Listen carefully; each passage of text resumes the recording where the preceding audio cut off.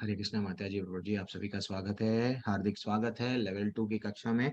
हम लोग लेवल 2 में, जैसे कि लेवल 1 में आप लोग देख लिए, क्या देख सके, समय का अभाव था, हम लोग पूरे श्लोका नहीं कर पाए।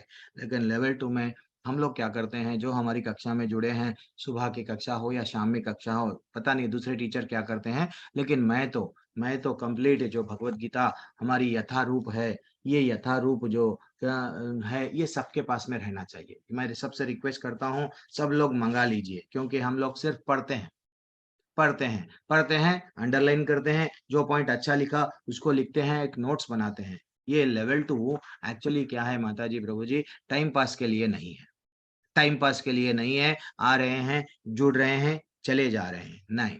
ये लेवल 2 उनके लिए है जो भगवान के बारे में और जानना है।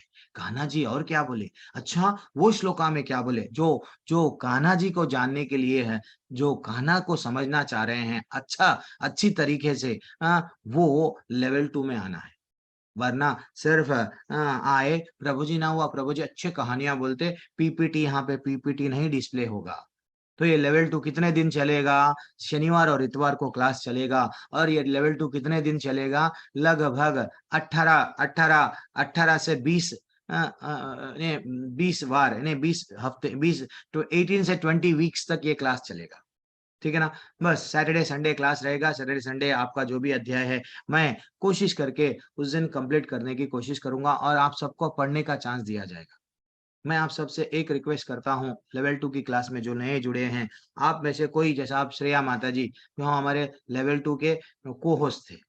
एक बार सुशील प्रभु थे, एक बार श्वेता माता जी, मैं अलग-अलग लोगों अलग-अलग सेवाएँ करते हैं। तो अब ये बैच के लिए, ये बैच में भी आपको एक 6-7 दिन कोई मेरे को साथ देना पड़ता, जो लैपटॉप से अगर कोई लोग जॉइन हुए हैं, मैं भगवत गीता कल ग्रुप में डाला, तो आप लोगों को मैं को-होस्ट बनाता हूँ। तो लोग भगवत गीता को शेयर करो। मैं तो जनरली शेयर नहीं करता हूँ। मेरे को शेयर करना ही ठीक नहीं दिखता। क्यों? भई आप सीरियस है, आप इतना खर्चा करते हैं अपने आप पे, बच्चों पे, सब पे खर्चा करते हैं। भगवान के लिए क्या हमारे पास में 150 200 रुपए की बुक नहीं खरीद सकते? बिल्कुल खरीद सकते हैं, तो खरीद लो। ऐसे तो भगवत गीता बहुत है, लेकिन तात्पर्यों के साथ में जो तात्पर्य जो अब मैं यहाँ पे बताने हम लोग जो यहाँ पे बताएँगे लेवल 2 में, वो आपको तात्पर्य कहाँ पे भी नहीं मिलेगा। तो हम आपसे यही रिक्वेस्ट करते हैं, लेवल 2 अगर आप आ रहे हैं, तो लेवल 2 का मटेरियल है हमारे टेम्पल से, खरीद लो। भई बुक ही तो है। हाँ, क्या लाखों का थोड़ी इन्वेस्टमेंट है जो हमारा, क्या जाएगा? तो मैं आपसे सबसे रिक्वेस्ट करता हूँ, खरीद लीजिए बुक को, भगवद गीता के लिए चिंता मत करिए। तो आप में से कौन स्क्रीन शेयर कर सकते हैं, जो लैपटॉप से जुड़े हैं, भगवद गीता, ये बैच वाले, कोई है? नहीं तो मेरे ओल्ड बैच वाले कोई है क्या? क्योंकि कोई भी नहीं दिख रहे हैं। मैं उनको को-होस्ट बनाऊँगा और सिखाऊँगा। हरि हरि बोल श्वेता माता जी, धन्यवाद प्रणाम। देखो माता जी कितने, वो रहती हैं फॉरेन में रहती है। वो रहती है फॉरेन में और वो मेरे को क्या बोलती है, देखो प्रभु जी आप मेरे को सेवा दो। क्या सेवा दो? अब मैं तो फिज़िकली आपके पास में दिन है तो हमारे पास में रात है। तो मेरे को आप क्या करो मालूम? आप पीपीटी दे दो। इंग्लिश में आप बता देना। अभी जो मैं करा आपको इंग्लिश, मेरे को वो तकलीफ होती है। इंग्लिश का कॉपी जल्दी करता हूँ, उसको हिंदी में नहीं आता है। तो हिंदी में वो माताजी ही मेरे को हेल्प कर रही है। तो श्वेता माताजी हैंड रेज़ करे, तो माताजी आप थोड़ा-सा स्क्रीन डिस्प्ले कर दो, 45 मिनट्स में हम लोग जितने श्लोका होता है उतना हम लोग कंप्लीट करेंगे, ठीक है? हरे कृष्णा, थैंक्स अ लॉट माताजी। तो सब लोग जी धन्यवाद प्रभु। प्रणाम। ऐसा आगे आना चाहिए। सेवा के लिए यस प्रभु जी हम आएँगे। को-होस्ट बना दो हमको, कुछ तो बना दो लेकिन बना दो। हाँ, ये भाव रहना चाहिए, ठीक है? कोई बात नहीं। अब हम लोग पहला श्लोका देखेंगे भगवद गीता का। अब मैं आपको ये भी बता दिया लेवल 2 में क्या होता है। लेवल 2 में हम लोग सिर्फ़ और सिर्फ़ क्या करते हैं, भगवद गीता को यथारूप भगवद गीता को एक-एक श्लोका लेते हैं। आप लोग पढ़ो, स्क्रीन के सामने आपको आएगा, तो आप लोग स्क्रीन में पढ़ सकते हैं। जो लोग पढ़ने के लिए सज्ज है, वो लोग हाथ उठाइए। तो हमारे श्वेता माताजी ने तो कोई भी एक माताजी जो ज़िम्मेदारी ले लेंगे, वो पढ़ेंगे। नहीं, पूनम माताजी थे, सुमनलता माताजी थे, वो लोग क्या करें मेरे को लास्ट बैच में, "प्रभु जी हम श्लोका पढ़ते हैं।" "आप क्यों श्लोका पढ़ते?" "श्लोका भी हम पढ़ते हैं, तात्पर्य पढ़ते हैं, आप उसको समझा दो।" तो ऐसा कभी-कभी श्लोका अगर ईज़ी है, तात्पर्य ईज़ी है, हम लोग सब लोग डिस्कशन भी करते हैं। तो ऐसे ही आप लोग हम लोग एक दूसरे को साथ देते हुए भगवान को जानने की कोशिश करेंगे, ठीक है ना? क्योंकि राखे कृष्णा मारे के, मारे कृष्णा राखे के। कृष्ण भगवान अगर किसी को बचाना चाह रहे हैं, तो डेफ़िनेटली माताजी, प्रभु जी, कोई किसी की मजाल नहीं है वो मार दे। अगर कृष्ण भगवान किसी को मारना चाह रहे हैं, तो कोई भी उसको बचा नहीं सकते। तो इसलिए हम लोग ये भौतिक दुनिया में क्या है, जितना हो उतना खुशी, खुशी, खुशी, लेकिन भगवान रियली में भगवत गीता में हमको क्या बताए, तुम्हारा जीवन इंद्रिय तृप्ति के लिए नहीं है। तो भगवत गीता में हम लोग 5 जो अलग-अलग टॉपिक्स को डिस्कस करें, उसमें से हम लोग अभी और डेप्थ में जानने की कोशिश करेंगे। माताजी भी धीरे-धीरे से स्क्रीन डिस्प्ले कर रही है। तो युद्ध, कुरुक्षेत्र का युद्ध स्थल सैन्य निरीक्षण पहला पहला ठीक है, आप और डिस्प्ले कर रही है, करिए माताजी। जब तक हम लोग तो एक्चुअली देखा गया तो माताजी, प्रभु जी, ये जब हम लोग दुनिया में, नॉर्मल दुनिया में क्या रहता है, डिस्प्ले हो गया है माताजी, यस, हरी बोल। नॉर्मल दुनिया में क्या होता है, हम लोग क्या करते हैं, पैसे के पीछे भागते हैं। देखो, पैसे के पीछे भाग रहे हैं, हाँ, फ्रस्ट्रेशन। अल्टीमेटली हम लोगों को हेल्थ और वेल्थ, यानी जो युवा होता है वो बोलता है मेरे को पैसा चाहिए। जो बच्चे जो यंग एज में क्या हो ना, हम पढ़ाई करें क्यों, कमाई करने, ठीक है ना, मेरे को पैसा चाहिए। जैसे ही मिडिल एज में आ जाते हैं, मेरे अब जब यानी एक 25 साल से 50 साल की उम्र में आते हैं, मेरे पास में टाइम नहीं है, मैं ऑफिस में, बिजनेस में इतना बिजी हूँ। बाद में ओल्ड एज में आ जाते हैं, मेरे पास में हेल्थ नहीं है, मेरे को हाथ नहीं दिख रहा, हाथ नहीं हो रहा है, आंख से मैं भगवत गीता पढ़ना चाह रहा हूँ लेकिन पढ़ नहीं पा रहा हूँ, मुंह से मैं मंत्र बोलना चाह रहा हूँ लेकिन बोल नहीं पा रहा हूँ, मंत्रों को याद नहीं रख पा रहा हूँ। तो ये क्या करना है, लेवल 2 जितना हो सका उतना हम लोग जो डेप्थ में कर रहे हैं, स्टार्टिंग से ही करना है। तो मैं आपसे रिक्वेस्ट कर रहा हूँ, ध्यान पूर्वक थोड़ी देर के लिए बिना अनम्यूट किए, आपको विकल्प रहता है, लेकिन अनम्यूट करके एक एक श्लोका जाएंगे। चलो ठीक है, मैं पहला श्लोका पढ़ रहा हूँ और श्लोका का भावार्थ मैं पढ़ूंगा, तात्पर्य आप लोग पढ़ना, ठीक है?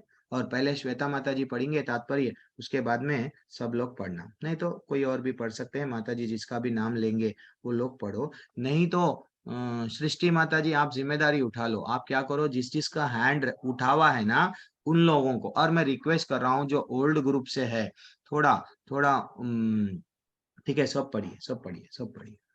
धृतराष्ट्र उवाच धर्मक्षेत्रे कुरुक्षेत्रे सामवेतायुयुत्सवः मामकः पांडवश्चैव किम कुर्वत संजय। धृतराष्ट्र ने कहा, हे संजय, धर्म भूमि कुरुक्षेत्र में युद्ध की इच्छा से एकत्र होकर हुए मेरे तथा पांडु पुत्रों ने क्या किया।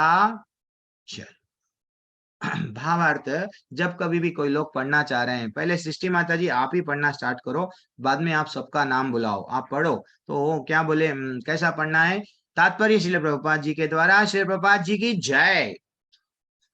पढ़िए मैया सृष्टि माता जी, भागव चलिए। भागवत अरे अच्छा एक ठीक है, बहुत आपका, हाँ समझ गया, सॉरी सॉरी, आप मेरे को भूल भूल जाता हूँ, आपका लैंग्वेज का हिंदी का, यस, हाँ। तो और कोई पढ़िए जो ये बैच से जुड़े हुए हैं, जो इंटरेस्ट है, प्रभु जी हम भी करेंगे सेवा भगवान के लिए, कौन है भैया, कोई हाथ नहीं उठा रहे क्या? हरे कृष्णा जी प्रभु हाँ जी, हरे सुभद्रा मैया, कृष्णा। हरे कृष्णा, धन्यवाद माता जी, क्या बात है, सुभद्रा माता जी से ये अध्याय आरंभ हो रहा है, और क्या। हाँ माता जी। तात्पर्य शिला प्रभुपाद द्वारा शिला प्रभुपाद की जय। भगवत गीता एक बहुपठित आस्तिक विज्ञान है जो गीता महात्म्य में सार रूप में दिया हुआ है। इसमें यह उल्लेख है कि मनुष्य को चाहिए कि वह श्री कृष्ण के भक्त की सहायता से समीक्षण करते हुए भगवत गीता का अध्ययन करे और स्वार्थ प्रेरित व्याख्याओं के बिना उसे समझने का प्रयास करे। अर्जुन ने जिस प्रकार से साक्षात भगवान कृष्ण से गीता सुनी और उसका उपदेश ग्रहण किया, इस प्रकार की स्पष्ट अनुभूति का उदाहरण भगवत गीता में ही है। यदि उसी गुरु परंपरा से निजी स्वार्थ से प्रेरित हुए बिना किसी को भगवत गीता समझने का सौभाग्य प्राप्त हो, तो वह समस्त वैदिक ज्ञान तथा विश्व के समस्त शास्त्रों के अध्ययन को पीछे छोड़ देता है। पाठक को भगवत गीता में न केवल अन्य शास्त्रों की सारी बातें मिलेंगी, अपितु ऐसी बातें भी मिलेंगी जो अन्यत्र कहीं उपलब्ध नहीं है। यही गीता का विशिष्ट मानदंड है। स्वयं भगवान श्री कृष्ण द्वारा साक्षात उच्चरित होने के कारण यह पूर्ण आस्तिक विज्ञान है। महाभारत में वर्णित धृतराष्ट्र तथा संजय की वार्ताएं इस महान दर्शन के मूल सिद्धांत का कार्य करती हैं। माना जाता है कि इस दर्शन की प्रस्तुति कुरुक्षेत्र के युद्ध स्थल में हुई, जो वैदिक युग से पवित्र तीर्थ स्थल रहा है। इसका प्रवचन भगवान द्वारा मानव जाति के पथ प्रदर्शन हेतु तब किया गया जब वे इस लोक में स्वयं उपस्थित थे। धर्म क्षेत्र शब्द सार्थक है, क्योंकि कुरुक्षेत्र के युद्ध स्थल में अर्जुन के पक्ष में श्री भगवान स्वयं उपस्थित थे। कौरवों का पिता धृतराष्ट्र अपने पुत्रों की विजय की संभावना के विषय में अत्यधिक संदिग्ध था। अतः इसी संदेह के कारण उसने अपने सचिव से पूछा, उन्होंने क्या किया। वे आश्वस्त था कि उसके पुत्र तथा उसके छोटे भाई पांडु के पुत्र कुरुक्षेत्र की युद्ध भूमि में निर्णयात्मक संग्राम के लिए एकत्र हुए हैं। फिर भी उसकी जिज्ञासा सार्थक है। वह नहीं चाहता था कि भाइयों में कोई समझौता हो। अतः वह युद्ध भूमि में अपने पुत्रों की नियति, भाग्य, भावी के विषय में आश्वस्त होना चाह रहा था। क्योंकि इस युद्ध को कुरुक्षेत्र में लड़ा जाना था, जिसका उल्लेख वेदों में स्वर्ग के निवासियों के लिए भी तीर्थ स्थल के रूप में हुआ है। अतः धृतराष्ट्र अत्यंत भयभीत था कि इस पवित्र स्थल का युद्ध के परिणाम पर न जाने कैसा प्रभाव पड़े। उसे भली भांति ज्ञात था कि इसका प्रभाव अर्जुन तथा पांडु के अन्य पुत्रों पर अत्यंत अनुकूल पड़ेगा, क्योंकि स्वभाव से वे सभी पुण्य आत्मा थे। संजय श्री व्यास का शिष्य था, अतः उनकी कृपा से संजय धृतराष्ट्र के कक्ष में बैठे बैठे कुरुक्षेत्र के युद्ध स्थल का दर्शन कर सकता था। इसलिए धृतराष्ट्र ने उससे युद्ध स्थल की स्थिति के विषय में पूछा। पांडव तथा धृतराष्ट्र के पुत्र दोनों ही एक वंश से संबंधित हैं, किंतु यहाँ पर धृतराष्ट्र के वाक्य से उसके मनोभाव प्रकट होते हैं। उसने जानबूझकर अपने पुत्रों को कुरु कहा और पांडु के पुत्रों को वंश के उत्तराधिकार से विलग कर दिया। इस तरह पांडु के पुत्रों अर्थात अपने भतीजों के साथ धृतराष्ट्र की विशिष्ट मनस्थिति समझी जा सकती है। जिस प्रकार धान के खेत से अवांछित पौधों को उखाड़ दिया जाता है, उसी प्रकार इस कथा के आरंभ से ही ऐसी आशा की जाती कि जहाँ धर्म के पिता श्री कृष्ण उपस्थित हों, वहाँ कुरुक्षेत्र रूपी खेत में दुर्योधन आदि धृतराष्ट्र के पुत्र रूपी अवांछित पौधों को समूल नष्ट करके युधिष्ठिर आदि नितांत धार्मिक पुरुषों की स्थापना की जाएगी। यहाँ धर्म क्षेत्र तथा कुरुक्षेत्र शब्दों की उनकी ऐतिहासिक तथा वैदिक महत्ता के अतिरिक्त यही सार्थकता है। हरे कृष्ण। हरी बोल माता जी, वेरी एक्सेलेंट, धन्यवाद, प्रणाम आपकी सेवा के लिए। तो देखो प्रभु जी, कितना माता जी, अभी हम लोग ये लेवल 2 में है। जो लेवल 1 में हम लोग डिस्कस करते हैं उससे थोड़ा आगे रहता है, वैसे लेवल 3 लेवल 4 और थोड़ा आगे रहता है। तो लेवल 2 में हम लोग आज सीखेंगे पहली बार। ये मैं आपसे सिंपल एक प्रश्न पूछ रहा हूँ, ये जो धर्म भूमि, ये जो महाभारत का युद्ध है, भगवत गीता कब कौन से दिन बोली गई? जो लोग मेरी क्लास अटेंड नहीं करे इससे के पहले, पहली बार जो लेवल 2 कर रहे हैं उनको पूछ रहा हूँ, ये महाभारत का युद्ध, ये जो भगवत गीता तो बोला गया ना, कब बोला गया? पहले दिन बोला गया, युद्ध आरंभ होने से पहले बोला गया, या युद्ध आरंभ होने के बाद में बोला गया? पहले दिन बोला गया प्रभु जी। अच्छा, ये संदीप कृष्णदास प्रभु जी बोल रहे हैं, यस पहले दिन। दूसरे लोग बोलिए, अपना अपना युद्ध के ठेका हुए बोलो। 10वां दिन हाँ, प्रभु जी, युद्ध के 10वां दिन बोला गया। कौन बोल रहे हैं? आपका नाम प्रभु जी? सुप्रदीप भट्टाचार्य जी। क्या बात है सुप्रदीप प्रभु, हरि बोल। और आंसर प्रभु जी बोल रहे 10वें दिन बोला गया। और कमल पंत प्रभु, आप भी अनम्यूट करना विकल्प लिए, क्या बोलना चाह रहे हैं आप? हरे कृष्ण प्रभु जी, दंडवत प्रणाम। फर्स्ट डे बोला गया प्रभु जी। अच्छा, तो गोपी कौन बोले? थोड़ा मेरे को नाम नहीं दिख रहे हैं एक्चुअली। पहले दिन नहीं बोला गया। अच्छा, पहले दिन ही बोला गया, हरि बोल। ये आप लोग सब लोग बोल रहे हैं पहले दिन बोला गया, पहले दिन बोला गया। ओके, ठीक है। अब हम लोग थोड़ी देर के लिए म्यूट कर लीजिए सब लोग। अब हम लोग डिस्कस करेंगे एक्चुअली क्या हुआ महाभारत में, ऐसा उल्लेख है। ये हम लोगों का कंफ्यूजन जाने के लिए, हम लोग कंफ्यूज हो जाते हैं ना, तो इसलिए थोड़ा सा हम लोग को अब जानना है, क्योंकि हम लोग अब और जिज्ञासा बढ़ गई है, भगवान के बारे में जानना है। तो महाभारत में इसका उल्लेख है। भगवत गीता कब बोला गया? 10वें दिन बोला गया, जैसा सुप्रदीप भट्टाचार्य प्रभु बोल रहे थे। वेरी परफेक्ट आंसर है। 10वें दिन कब बोला गया? जब मैं भीष्म सुती जब आपको बोला, क्या बोला? बाणों की शैया पे वो लेट गए।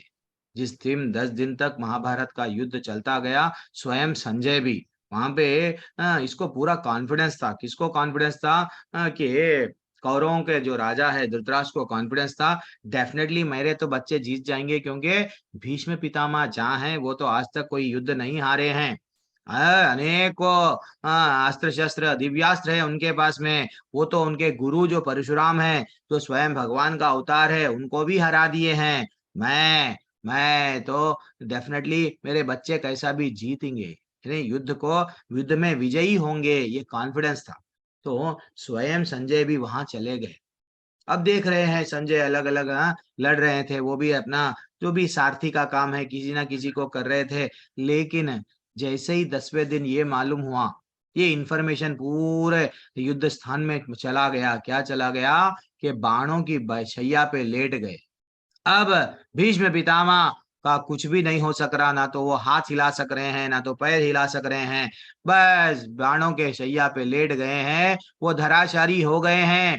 वो देखा भीष्म पितामह को और दौड़ा दौड़ा दौड़ा दौड़ा कहाँ पे गया? धृतराष्ट्र के पास में गए, अपने मालिक के पास में वो जाके बोलने लगे, हे क्या बोलने लगे धृतराष्ट्र को, देखो राजन, मैं आया हूँ युद्ध के स्थान से। और युद्ध के स्थान से वो जब आए हैं और वो क्या बोल रहे हैं, धृतराष्ट्र ने कहा, क्या देखे? संजय को देख के बोले, हे संजय, धर्मभूमि कुरुक्षेत्र के में युद्ध की इच्छा से एकत्र हुए मेरे तथा पांडु पुत्रों ने क्या किया?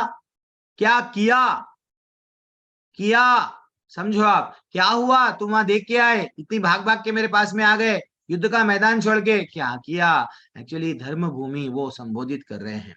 जैसे कि माता जी प्रभु जी, एक व्यक्ति धर्म भूमि एक क्षेत्र का भी प्रभाव पड़ता है। देखो आप कभी वृंदावन जाओ, मथुरा जाओ, हरिद्वार जाओ, द्वारका, कहाँ पे भी जाओ, तो मंदिर में गए, आपको क्या आते हैं? मंदिर में जाने की जरिए नहीं, मैं थोड़ी देर के लिए लोगों को देखो, आप अलग अलग लोग जो भक्ति में भी नहीं रहते हैं, शांत एक आंख बंद कर लेते हैं, बैठ जाते हैं, उनकी भावना अच्छी रहती है, यानी अच्छे विचार आते हैं अच्छी जगह पे, ठीक है ना। अगर बार में चले गए, बार में रेस्टोरेंट में बार में चले गए, उसको दारू, यस, वो और पीना, उसको क्या लगता है, यस, वैसे ही तो ये हमको समझना चाहिए। अब दुर्योधन धृतराष्ट्र का डाउट क्या है, ये एक धर्म क्षेत्र है, ये धर्म क्षेत्र एक पुण्य भूमि है, जो मेरे पूर्वज गुरु ने एक बड़ा सा यज्ञ किया, जो मैं आपको लेवल 1 में बताया, जो लेवल 1 में बताया हूं मैं लेवल 2 में नहीं बताता हूँ।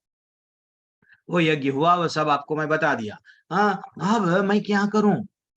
समझ में नहीं आ रहा। ये तो धर्म क्षेत्र में चले गए, कहीं मेरे बच्चे बदल जाएंगे क्या? वो बोल रहा था अपने बच्चों को, क्या बोल रहा था, मेरे तथा पांडु के पुत्र, कहीं मेरे बच्चे बदल जाएंगे, नहीं तो ये लोग तो धर्म पे चलते हैं, तो ये लोग धर्म पे चलते हैं, ये समझ गए ठीक है ये युद्ध नहीं लड़के छोड़ दे के चले जाएंगे। देखो माता जी प्रभु जी, एक चीज धृतराष्ट्र क्यों क्यों नहीं समझा? एक तो भगवान से ईर्ष्या भी करा, लेकिन उसको ये बहुत बड़ा दंड मिला। क्यों दंड मिला? कि ये धृतराष्ट्र को क्यों दंड मिला? कि वो वैष्णवों के प्रति अपराध करा। ये जितने भी कौरव है वो वैष्णवों के प्रति अपराध करे, इसलिए भगवान दंड दिए। भगवान को तो उनको युद्ध लड़ना था, फॉर्मेलिटी के लिए वो गए, भैया 5 गांव दे दो, लेकिन अंदर तो ऐसा चल रहा था, मेरे भक्तों को इन लोग तकलीफ दिए, मेरी द्रौपदी, मेरे जो अर्जुन, मेरे जो पांडव है, इन लोगों को तकलीफ दिए, इनको तो दंड दूंगा। एक स्त्री को भरी सभा में नग्न करने की कोशिश करे, इनको मैं दंड दूंगा, चल रहा था कृष्ण को। लेकिन वो क्या करने लगे, रिक्वेस्ट 5 गांव दे दो। तो वैसा वैष्णव अपराध, वैष्णव यानी जो भगवान का भक्त होता है। 5 पांडव कौन थे? भगवान के भक्त थे। किसी भी परिस्थिति में 5 पांडव भगवान का सहारा नहीं छोड़े।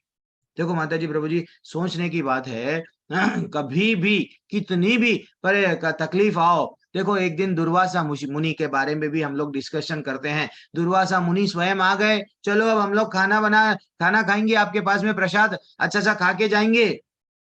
वो चकित में रह गए। कुंती बोलने लगी, ये अक्षय पात्र में मैं जब खा लूंगी, ये सूर्य देवता ने मुझको दिया था, लेकिन मैं जब खा लूंगी देन मेरे बाद में इसमें कुछ भी नहीं आएगा। वहां पे भी भगवान बचाए ने, जब जब उनको स्मरण कर किया गया, भगवान को जब स्मरण करते हैं, भगवान सब बचाते हैं। इसलिए हम लोग कुंती महारानी के हम लोग 6 बजे से लिए थे। तो वहां पे हम लोगों को इससे यहाँ पे सीख क्या मिलती है? वैष्णव के प्रति, अगर भक्तों के प्रति कोई अपराध करता है तो कृष्ण भगवान भक्तों की सुनते हैं, अपराधी की नहीं सुनते हैं। ठीक है ना? तो इसलिए हमको गीता समझने के लिए 3 चीज चाहिए माता जी। प्रभु जी क्या क्या है वो 3 चीज? भगवान पे श्रद्धा चाहिए, हाँ, और जो हम कर रहे हैं निष्ठा के साथ, यस डेफिनेटली, हाँ, हमारे कार्यों में निष्ठा होनी चाहिए और इंद्रियों पे डेफिनेटली जीत होना चाहिए। ये कौन बोलते हैं? बलदेव विद्याभूषण जी बोलते हैं। तो धर्म नाम का वाक्य कहाँ कहाँ कौन से अध्याय में आया है? कि पहले अध्याय में आया, फिर चौथे अध्याय में आया, यदा यदा ही धर्मस्य, फिर भगवान 18वें अध्याय में बोले क्या? सर्वधर्मन परित्यज्य। 3 जगह पे धर्म का नाम हुआ। तो धर्म एक्चुअली क्या है? धर्मन तो साक्षात भगवत वर्णितम, भगवान को सुख देना, भगवान की वाणी ही धर्म है। भगवान के जैसा माता पिता के बारे में हम जो सुनते हैं वो भगवान की आज्ञा को पालन कर रहे हैं, माता पिता की भी आज्ञा पालन करेंगे, माता पिता भी खुश, हमारा रियल पिता भी खुश। तो वो धृतराष्ट्र बोलने लगे, क्या बोलने लगे? मेरे और पांडु पुत्रों ने क्या किया? दूसरा श्लोका, ब्यूटीफुल श्लोका है आपके सामने, वो माता जी पर डिस्प्ले करेंगे। संजय उवाच दृष्ट्वा तु पांडवानीकं व्यूढं दुर्योधनस्तदा आचार्यम् उपसंगम्य राजवचनम अब्रवीत्। संजय ने कहा, हे राजन, पांडु पुत्रों द्वारा सेना की व्यूह रचना देखकर राजा दुर्योधन कहकर उसको संबोधित कर रहा है, जबकि राजा तो उनके सामने बैठा हुआ है, क्योंकि वो हठी है, अपने आप को राजा मान रहा था। उस राजा दुर्योधन अपने गुरु के पास में जाके ये शब्द कहे। तो वो का शब्द क्या है? हम लोग तात्पर्य में पढ़ेंगे। पढ़ो माता जी, किसका चांस है? जिसका नाम लिया जाता है वो पढ़ो। एनीवन कैन डू दिस सेवा। किसी का नाम ले लो, ठीक है, मैं ही लूंगा, नहीं तो। हरे शिखा कृष्ण अग्रवाल प्रभु जी। माता जी। हाँ, शिखा अग्रवाल माता जी, आपका हैंड रेज है, पढ़िए। शिखा मैया, क्या हुआ माता जी? लेट समय नहीं है हमारे को, हम लोग ऑलरेडी लेट हो। हरे कृष्ण। प्रभु जी मैं पढ़ूं? ये प्रॉब्लम होता है, देखो सेल रख दिए चले गए। मैं पढ़ लूं पढ़ो, प्रभु जी? मैं पढ़ो, कोई भी नहीं करना। हम जिसको नाम बोलते हैं थोड़ा वैसा रहे तो क्या होता है, टाइम वेस्ट बहुत होता है। मैं पढ़ू। प्रभु शिखा जी माता कल जी, की तरह कर लीजिए, कल बहुत अच्छी तरह से चला था। एक को हाँ, दे दीजिए देते हैं। किसी को एक, किसको दे देंगे? कौन है ये बैच में? एक काम करेंगे, मैं ले लूं? हाँ ले लो। वो नहीं, कौन है? एक जिम्मेदारी, ओल्ड बैच वाले थोड़ा सा सेवाएं दो, पढ़ने का जो नया बैच वालों को दो, सेवा ले लेके लोगों को बोलो। प्रभु जी बोलो। नाम पुकारने के प्रभु। हम्म, बोलो प्रभु जी। शिखा अग्रवाल माता जी, हरे कृष्णा। कितना समय वेस्ट हो रहा है। ठीक है, छोड़ो। तात्पर्य श्रील प्रभुपाद जी के द्वारा, श्रील प्रभुपाद जी की जय। धृतराष्ट्र जन्म से अंधा था, दुर्भाग्यवश वह आध्यात्मिक दृष्टि से भी वंचित था। वह यह भी जानता था कि उसी के समान उसके पुत्र भी धर्म के मामले में अंधे हैं, और उसे विश्वास था कि वे पांडवों के साथ कभी भी समझौता नहीं कर पाएंगे, क्योंकि पांचों पांडव जन्म से ही पवित्र थे। फिर भी उसे तीर्थ स्थान के प्रभाव उसे तीर्थ स्थान का प्रभाव के विषय में संदेह था। तीर्थ स्थान कौन सा है? कुरुक्षेत्र है। इसलिए संजय युद्ध भूमि की स्थिति के विषय में उससे प्रश्न में मंतव्य को समझ गया, अतः वह निराश राजा को प्रोत्साहित करना चाह रहा था। उसने उसे विश्वास दिलाया कि उसके पुत्र पवित्र स्थान के प्रभाव में आकर किसी प्रकार का समझौता करना नहीं जा रहे हैं, और उसने राजा को बताया कि उसका पुत्र दुर्योधन पांडवों की सेना को देखकर तुरंत अपने सेनापति द्रोणाचार्य को वास्तविक स्थिति से अवगत कराने गया। यद्यपि दुर्योधन को राजा कहकर संबोधित किया गया, तो भी स्थिति की गंभीरता के कारण उसे सेनापति के पास जाना पड़ा। अतएव दुर्योधन राजनीतिज्ञ बनने के लिए सर्वथा उपयुक्त था, किंतु जब उसने पांडवों की व्यूह रचना देखी तो उसका यह कूटनीतिक व्यवहार उसके भय को छिपा न पाया। एक्चुअली दुर्योधन क्या हुआ? डर गया। दुर्योधन डर गया, इतनी बड़ी सेना, अच्छा मैं तो पांडवों को इतनी बड़ी सेना लाते मैं एक्सपेक्ट भी नहीं करा, और सेना तो लाए और सेनापति को किसको बनाए? दुष्टोधन को। है गुरु को पास में जाके हम लोगों को क्या करना चाहिए, हाथ जोड़ के, हे गुरु मेरे को बतलाइए क्या मेरे लिए उचित है, क्या मेरे लिए अनुचित है, ये करना है। लेकिन दुर्योधन क्या करने लगा, वहां पे गुरु से गुस्से के साथ में, यस, अब वो बता रहे हैं, कौन बता रहे हैं, संजय बता रहे हैं, देखो ऐसा मत समझो, धर्म भूमि में आपके बच्चे बदल जाएंगे, वो धर्म के भूमि का प्रभाव पे आके युद्ध लड़ना छोड़ दिए तो आपको राज्य नहीं मिलेगा, आप ये चिंता में है ना, चिंता मत करो, आपका पुत्र लड़ने के लिए जा रहा है, किसको बता रहा है, अपने बल के बारे में बताने अब जा रहा है, किसके पास में, अपने गुरु के पास में गया। एक्चुअली दुर्योधन का, दुशासन का नाम क्या था, दुर्योधन को एक्चुअली देखा गया तो सुयोधन, दुशासन को सुशासन था, लेकिन माँ बाप की परवरिश ऐसी हो गई, सुर से दुर बन गए। दो व्यक्ति होते हैं दुनिया में, दो लोग होते हैं, एक सुर और एक असुर, ठीक है ना। देन फाइनली अच्छे और बुरे, तो अच्छा सा नाम था, लेकिन परवरिश उसको बचपन से उसको किसके संगति में था, शकुनी के संगति में था। तो वैसा माता जी प्रभु जी, हम लोग अगर किसका संग करते हैं वो ही हमको क्या होता है, वो ही वैसे ही विचार आते हैं, ठीक है ना। अब हम लोग देखो, आप लोग पढ़ना जरूरी नहीं है, मैं आपको इतना, मैं अपने आप को छोटा मानता हूँ, मैं आपको ये नहीं बोलूंगा कि आप पढ़ो, मैं मेरे को सेवा दिया गया है, मैं ही पढ़ ले सकता हूँ, लेकिन सेवा का मीनिंग सबको भी करना चाहिए, ऐसा मैं रिक्वेस्ट करता हूँ। चलो तीसरा तीसरा श्लोका तीसरा श्लोका, पश्यैतां पांडुपुत्राणाम् आचार्यं महतिं च मुन् व्यूढ़ं द्रुपदपुत्रेण तव शिष्येन धीमता। वो बोल रहे हैं, हे आचार्य, पांडुपुत्रों की विशाल सेना को देख, जिसे आपके बुद्धिमान शिष्य द्रुपद के पुत्र ने इतने कौशल से व्यवस्थित किया। माता जी प्रभु जी, ये एक अपने को सोचने की बात, ये जब सेनाएं, दोनों सेनाएं आमने सामने थी, अगर समझो ये पक्ष वाले गरुड़ नीति, तो वो पक्ष वाले सर्प नीति बनाते थे, तो गरुड़ ऊपर से अगर हम लोग हेलीकॉप्टर से लेके अगर युद्ध के मैदान में देखे तो वो गरुड़ के वैसे ही रहता था, और उधर सर्प के वैसे ही रहता था, है अगर ये त्रिशूल वो तलवार, यानी ऐसा ऐसा रणनीति में वो ट्रेनिंग दिया गया। हम लोग जब एनसीसी में थे, 26 जनवरी आता था तो हम लोगों को कब से, नवंबर से लगा देते थे, ऐसा करना है, ऐसा करना है, प्रिंसिपल के सामने आए तो ऐसा करना है, इतना डांट पड़ती थी हम लोगों को कि मामूली, वो उतना बड़ा महायुद्ध, महाभारत, कई करोड़ों के लोग फुल्ली ट्रेंड, क्या ब्यूटीफुल परफेक्शन, हाँ, और वो युद्ध स्थान में जाके ये बोल रहा है, क्या बोल रहा है, क्या बोल रहा है, अपने आचार्य के पास में जाके बोल रहा है, देखो आपका बुद्धिमान शिष्य द्रुपद का पुत्र कितने कौशलता के साथ में अपने सेना को लेके आया है। जल्दी से आप लोग पढ़िए, नहीं तो मैं पढ़ लूंगा। हरे कृष्ण प्रभु जी, पढ़ती हूँ। प्रभु जी मैं नाम बोलूं? पढ़िए, हाँ बोलिए। पूनम आप माता जी आप पढ़िए। हरे कृष्ण। श्रीला ठीक है। प्रभुपाद की जय। परम राजनीतिज्ञ दुर्योधन महान ब्राह्मण सेनापति द्रोणाचार्य के दोषों को इंगित करना चाहता था।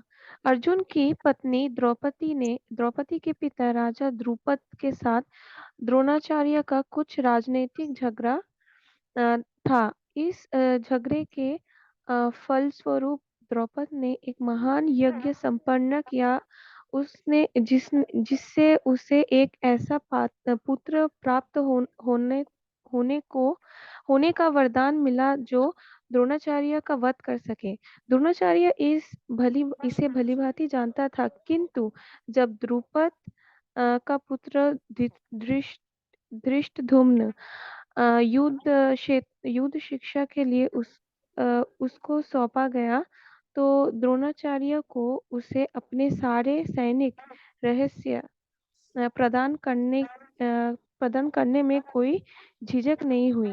अब धृष्टद्युम्न कुरुक्षेत्र की युद्ध भूमि में पांडवों का पक्ष ले रहा था, और उसने द्रोणाचार्य से जो कला सीखी थी, उसी को आधार पर उसने ये व्यूहरचना की थी।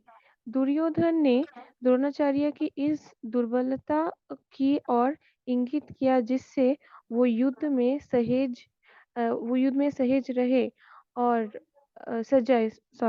सजग रहे और समझौता ना करे।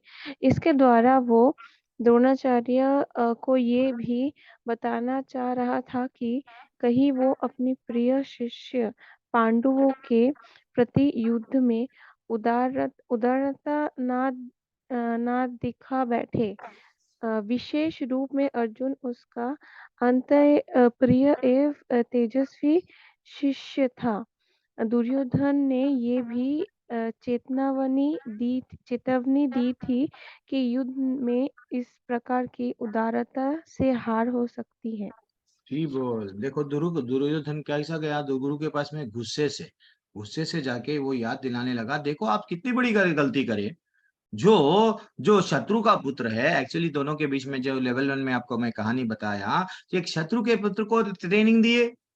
हाँ, ध्रुपद का पुत्र दुशासन जो आप गुरु उसको शिष्य बनाए, आपको मालूम था ये अग्नि से प्रकट हुआ और अग्नि से प्रकट हुआ, आपको मारने वाला है, आपको ये मालूम रहते पर भी आप क्या करे, उसको ट्रेनिंग दिए और आज ये ट्रेनिंग देने के कारण आपके सामने आके लड़ने के लिए ठहर गया। ऐसा उसकी भावना थी। लेकिन कभी भी हम गुरु के पास में जब जाते हैं, तात्पर्य में देखो श्रील प्रभुपाद कितना अच्छा एक्सप्लेन करे। क्या एक्सप्लेन करे? देखो वो पहले दोनों के बीच में कुछ झगड़ा था, वो झगड़े के कारण एक यज्ञ करे, यज्ञ से ये उत्पन्न हुआ और वो जो उत्पन्न हुआ ना धृष्टद्युम्न, उसको ट्रेनिंग दिए ना, ये आप गलत करे। लेकिन वो आप ऐसा ये मत समझो युद्ध लड़ते समय ये तो ट्रेंड, इसको तो यानी उसको क्या वो क्या देख रहा है, कहीं ये मेरा शिष्य है, मैं इसको छोड़ दूंगा, अर्जुन मेरा शिष्य है छोड़ दूंगा, ऐसा सबको छोड़ो मत। इसलिए तात्पर्य में वो बोल रहे हैं, क्या बोल रहे हैं, दुर्योधन ने द्रोणाचार्य को इस दुर्बलता को इंगित किया जिससे वह युद्ध में सजग रहे और समझौता ना करे। कहीं तुम्हारे शिष्यों से कहीं समझौता कर लेंगे, मत करो। अब नेक्स्ट श्लोका, ब्यूटीफुल श्लोका है, मैं पढ़ लूंगा, श्लोका है मैं पढ़ूंगा अभी तक तो। अत्र सूरा महेश्वासा भीमार्जुना समायुधि युयुधाने विराटश्च द्रौपदश्च महारथः। इस सेना में भीम तथा अर्जुन के समान युद्ध करने वाले अनेक वीर धनुर्धर है। यथा महारथी युयुधान, विराट और द्रुपद ये भी है। एक्चुअली वो सबको देख रहा। देखो उसको कौन कौन दिखे, कौन कौन देख रहा, कौन कौन देख रहे हैं उसको, अर्जुन दिख रहा, भीम दिख रहा और सब वीर दिख रहे, महारथी युयुधान भी दिख रहा, द्रुपद का नरेश दिख रहा है, विराट, सब लोग दिख रहे, लेकिन कृष्ण कन्हैया नहीं दिख रहे। जो सबके सामने सारथी बन के बैठा हुआ है, कृष्ण को नहीं दे सक रहा। ये है होता है एक भौतिक व्यक्ति, एक जो बद्ध जीव, जो देह को आत्मा है, जो ये समझता है, उसको भगवान नहीं दिखते हैं। भगवान नहीं दिखते हैं, बाकी सब कुछ दिखता है। ये डिफरेंस है। क्या बोल रहे हैं वो? अत्र सूरा महेश्वा भीमार्जुना समायुधि, बहुत सारे लोग दिख रहे हैं लेकिन भगवान नहीं दिख रहे हैं। लेकिन भगवान रियल गेम चेंजर है। जल्दी से पढ़ लीजिए, मैं पढ़ लूंगा छोटा सा तात्पर्य, नहीं तो आप लोगों में कंफ्यूजन चल रहा नाम किसको बुलाना। तात्पर्य श्रील प्रभुपाद जी के द्वारा, श्रील प्रभुपाद जी की जय। यद्यपि युद्ध कला में द्रोणाचार्य ही महान शक्ति के समक्ष धृष्टद्युम्न महत्वपूर्ण बाधक नहीं था, किंतु ऐसे अनेक योद्धा थे जिनसे भय था। दुर्योधन इन्हें विजय पथ में अत्यंत बाधक बता रहा है। किसको? अपने गुरु को बता रहा है। एक धृष्टद्युम्न अकेला नहीं है, कई लोग हैं, क्योंकि इनमें से प्रत्येक योद्धा भीम तथा अर्जुन के समान दुर्जय है। उसे भीम तथा अर्जुन का तो बल का ज्ञान था, इसलिए वह अन्यों की तुलना इन दोनों से करता है। दूसरों का भी नाम ले रहा, भीम और अर्जुन भी है इनके सेना में और दूसरे लोग हैं। वो इतना टैलेंटेड था, वो देख लिया, अगर मैं ज्यादा बड़ाई करूंगा इनकी, ये लोगों की, तो मेरे लोगों का क्या, तो इमीडिएटली बदलता है। तो पहले हम लोग 5वां श्लोका देखेंगे। दृष्टकेतुश्चेकितानिः काशी राजाश्च वीर्यवान पुरुजित कुंती भोजश्च शैभ्यश्च नरपुंगवः। इनके साथ ही दृष्टकेतु, चेतिकान, काशीराज, पुरुजित, कुंती भोज तथा शैभ्य जैसे महान शक्तिशाली योद्धा भी है ना। चलो अब नेक्स्ट श्लोका पे आएंगे इमीडिएटली। युद्धमन्युश्च विक्रान्ता उत्तमाजौ च वीर्यवान् सुभद्रौ द्रुपदेयश्च सर्व एव महारथः। पराक्रमी, युद्धमान्य, मन्यु और क्या है, युद्धामन्यु अत्यंत शक्तिशाली, और कौन है, उत्तम औजा सुभद्रा का पुत्र तथा द्रौपदी का पुत्र, ये सभी महारथी भी है। इनके टीम में ये सब अब इन पांडवों के टीम के बारे में तारीफ करते जा रहा है। 6वां श्लोका हो गया। 6वां श्लोका में और कुछ बताया गया नहीं, तात्पर्य में भी नहीं बताया गया। 7वां श्लोका में आइए। अस्माकं तु विशिष्टात् ये तन्निबोध्य द्विजोत्तमा नायको मम सैन्यस्य संज्ञार्थं तन् ब्रवीमिते। किंतु हे ब्राह्मण श्रेष्ठ, आपकी सूचना के लिए मैं अपनी सेना के नायकों, उन नायकों को के विषय में बताना चाहता हूं जो मेरे सेना में को संचालित करने में विशेष रूप से निपुण है। ठीक है ना, मेरे पास में भी एक से एक है योद्धा, आप डरो मत। मैं बोल रहा हूं कौन है, देखो। भावान् भीष्मश्च कर्णश्च कृपश्च समितिं जयः अश्वत्थामा विकर्णश्च समादत्तसि तथैव च। मेरी सेना में स्वयं आप है, और भीष्म है, कर्ण है, कृपाचार्य है, अश्वत्थामा है, विकर्ण है, सोमदत्त है, सोमदत्त का पुत्र भूरिश्रवा है आदि, और युद्ध में सदैव विजयी रहे, ऐसे लोग हैं। मेरी सेवा में भी एक से एक लोग हैं, महान योद्धा हैं। मैं उसका वर्णन कर रहा हूं अब। चलो, कोई छोटा तात्पर्य पढ़ेंगे क्या? हाँ प्रभु जी। मधु तनेजा माता जी, आप पढ़िए। जी जी माता जी। श्री प्रभुपाद जी के लिए, श्री प्रभुपाद जी की जय। तात्पर्य, दुर्योधन उन अद्वितीय युद्ध वीरों का उल्लेख करता है जो सदैव विजयी होते रहे हैं। विकर्ण दुर्योधन का भाई है, अश्वत्थामा द्रोणाचार्य का पुत्र है, और सोमदत्ती या भूरिश्रवा बाहलिकों के राजा का पुत्र है।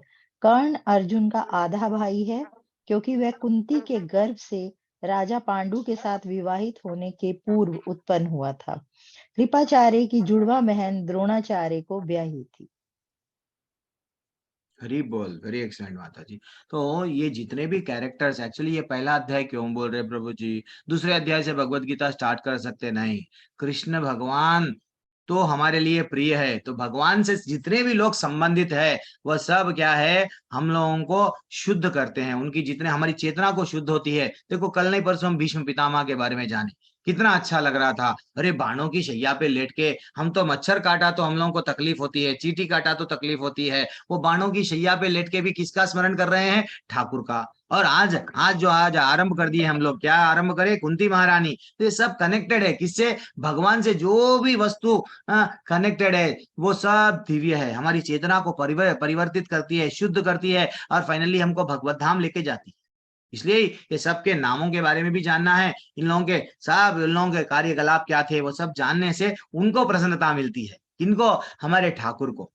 हमारे शास्त्र जब जानते हैं, अरे भाई कोई तो मेरा बच्चा है, मेरे कथाओं के बारे में, अरे मेरे भक्तों के बारे में, मेरे भक्तों के भजन गा रहा है, ओहे वैष्णव ठाकुर दयारा सागर, कितना अच्छा। अरे नरोत्तम दास ठाकुर का भजन गाया है, तो वो भगवान को फील होता है। कभी गोपी गीत भी हम लोग करना चाहिए। जितना हम भगवान से जुड़ते हैं तो भगवान की सब चीज हमको अच्छे लगना चाहिए। अब नेक्स्ट श्लोका पे आएंगे जल्दी से। अन्ये च बाहवः सूरा मदर्थे त्यक्त्वा जीवितः नाना शस्त्रा परा प्रहारानः सर्वे युद्ध विशारदः। ऐसे अन्य वीर भी है जो मेरे लिए अपने जीवन त्याग करने के लिए वो उद्युत है। वे विविध प्रकार के हथियार से सुसज्जित और युद्ध विद्या में निपुण है। बहुत सारे लोग हैं, आप डरने की बात ही नहीं है। छोटा सा तात्पर्य है, बहुत ही छोटा सा तात्पर्य है। चलो पढ़ लीजिए। मोनिका अग्रवाल माता जी, मोनिका अग्रवाल माता जी, आपका नंबर आप पढ़िए। हरे कृष्ण प्रभु जी, हरे कृष्ण माता जी। तात्पर्य प्रभुपाद जी के द्वारा, प्रभुपाद जी की जय।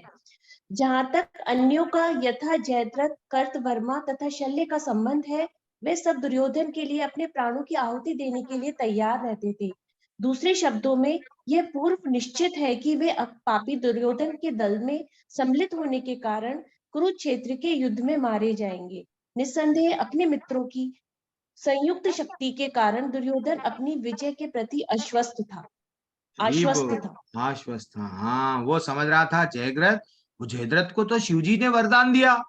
हाँ, ये मेरे को मालूम है, कॉन्फिडेंस है, कृतवर्मा है मेरे पास में, शैल के राजा है, और सबसे पहले मेरे पास में कौन है, कर्ण, इतने बहुत बहुत बड़े बड़े लोग हैं, तो मैं तो डेफिनेटली जीत पाऊंगा। एक जो भगवान से संबंधित नहीं रखता है, जो भगवान से भक्त जब जुड़ जाता है, भगवान पे आश्रित रहता है, मेरा दुनिया वाले सब भी छोड़ दिए तो हे ठाकुर तू मेरा उंगली मत छोड़, मैं तेरे पकड़ चरण को पकड़ के रखता हूँ, मेरे को और कोई नहीं चाहिए, हे ठाकुर तू ही चाहिए, ये बोलता है। और ये जो भौतिकवादी देह को आत्मा जो समझता है, देहात्म बुद्धि जिसमें रहता है, वो सब देहों को इकट्ठा करके, ये सब देह मेरे कोरोना में कौन काम में आए, बोलो, कोई भी काम में नहीं आए। कितने हमारे रिश्तेदार थे, बंधु बंधन सब थे, कोई भी कितना पैसे वाले थे, सब पैसा ही दूर से दे देते थे, लेकिन कोई काम में नहीं आए। तो वैसा ही परिस्थिति है, वो ये नहीं समझ पा रहा है कि भाई इतने सारे मेरे है, समझ रहा, लेकिन 18 दिन के बाद में क्या होगा हम सबको मालूम है। अब अपरयाप्राप्तम तद अस्माकं बलम भीष्म भीराक्षितम पर्याप्तम त्व इदम एतशम बलम भीमार रक्षितम। वो बोल रहे हैं था, क्या बोल रहा, हमारी शक्ति अपरमेय है, हम सब पितामह द्वारा भली भांति सुरक्षित है, जबकि पांडव की शक्ति भीम द्वारा भली भांति संरक्षित होकर भी सीमित है। भीम पहली बार आया है युद्ध करने, हमारे भीष्म पितामह तो अजय है, इनको तो मृत्यु आती नहीं, तो भीष्म पितामह हमारे को जैसा वर्षा से छाता रोकेगी, वैसा इनके बाणों से हमको भीष्म पितामह बचाएंगे। हम तो डेफिनेटली जीतने वाले हैं। जल्दी तात्पर्य पढ़िए मैया। हरे कृष्णा। ललिता माता जी आप पढ़िए। ललिता माता जी। आज कोई प्रभु जी यहाँ नहीं है, उठाए हाथ हमारे प्रभु जी यहाँ क्यों आज पीछे? मेरा पढ़ो प्रभु जी सब लोग भी, आप लोग भी। प्रभु जी सीरियल वाइज। अच्छा serial wise. Okay sorry. Prabhupada द्वारा प्रभुपाद की जय। यहाँ पर दुर्योधन ने तुलनात्मक शक्ति का अनुमान प्रस्तुत किया है। वह सोचता है कि अत्यंत अनुभवी सेना नायक भीष्म पितामह के द्वारा विशेष रूप से संरक्षित होने के कारण उसकी सशक्त सेनाओं की शक्ति अपरिमेय है। दूसरी ओर पांडवों की सेनाएं सीमित है, क्योंकि उनकी सुरक्षा एक कम अनुभवी नायक भीम द्वारा की जा रही है, जो भीष्म की तुलना में नगण्य है। दुर्योधन सदैव भीम से ईर्ष्या करता था, क्योंकि वह जानता था यदि इसकी मृत्यु कभी भी हुई तो वह भीम के द्वारा ही होगी, किंतु साथ ही उसे दृढ़ विश्वास था कि भीष्म की उपस्थिति में उसकी विजय निश्चित है, क्योंकि भीष्म कहीं अधिक उत्कृष्ट सेनापति हैं। वह युद्ध में विजयी होगा, यह उसका दृढ़ निश्चय था। हरे कृष्ण प्रभु जी। थैंक्स लॉट माता जी, बहुत बहुत धन्यवाद। तो क्या देने के लिए वो समझ रहा था कि भाई मैं तो कैसा भी डिसाइड करके युद्ध जीत जाऊंगा, लेकिन आचार्य क्या बताए हमको, दूसरे शब्दों में यह पूर्व निश्चित है कि वे सब पापी दुर्योधन के दल में सम्मिलित होने के कारण भले ही मेरे पास में कितनी भी शक्ति हो, वो शक्ति काम में नहीं आएगी अगर मैं अधर्म पे हूँ, अधर्म का साथ दे रहा हूँ। हाँ, तो वो आचार्य हमको बता रहे हैं, वो इतना घमंड में था, लेकिन डेफिनेटली वो सब टाटा बोलने वाले हैं। अब देखो 11वां श्लोक, अयनेषु च सर्वेषु यथा भागम अवस्थिता भीष्ममेव विराक्षान्तु भवन्तः सर्व एव हि। अतएव सैन्य व्यूह में अपने अपने मोर्चे पर खड़े रहकर आप सभी भीष्म पितामह को पूरी तरह सहायता करें। एक्चुअली वो भीष्म पितामह के बारे में हम लोग जब भीष्म पितामह के ग्लोरीज को देख रहे थे ना, वो कितना 450 साल में वो लड़ रहे हैं माता जी प्रभु जी। हाँ, लेकिन वो भी बहुत बहुत टैलेंटेड था। वो समझ रहा है भीष्म पितामह के बारे में, अगर मैं अजय है, अपरमेय है, भीष्म पितामह को अगर ग्लोरीफाई करा, वो इतना पॉलिटिकली बहुत दिमाग, उसका माइंड बहुत शार्प था। वो क्या करा, इमीडिएटली कहीं दूसरे लोगों को डाउट आता, ये इसकी तारीफ ज्यादा करा तो क्या हम लोग क्या ये अस्त्र शस्त्र खाली दिखाने के लिए लाए, तो इन लोगों को भी डरना नहीं। तो ये बोलने लगा भीष्म पितामह है तो हम तो जीत जाएंगे, लेकिन भीष्म पितामह वृद्ध हो चुके, तो आप क्या करो, उनकी भी रक्षा करो। कितना वो प्लानिंग है देखो उसका, दुर्योधन का। बहुत प्लानिंग है, बहुत परफेक्ट। वो क्या करता था, जो भी सोचता था आगे फ्यूचर में कौन मेरे को कर्ण अच्छा ये बाण चला रहा, चलो इसको राजा अंग देश का राजा बना दिया, क्योंकि वो मेरे को आगे जाके हेल्प करेगा। वैसा उतना बहुत बड़ा अच्छा सा वो पॉलिटिकल है, क्या बोलते हैं, पॉलिटिकली अच्छा सा सोचता है। अब देखना ब्यूटीफुल श्लोका आपके सामने आ रहा है, 12वां श्लोका। क्या है ये? तस्य संजयना संजनायं हर्षं कुरु वृद्धा पितामहा सिंहनादं विनाद्योच्चैः शंखं ददामौ प्रतापवान। अब देख लिए, कौन देख लिए? ये भीष्म पितामह देखे।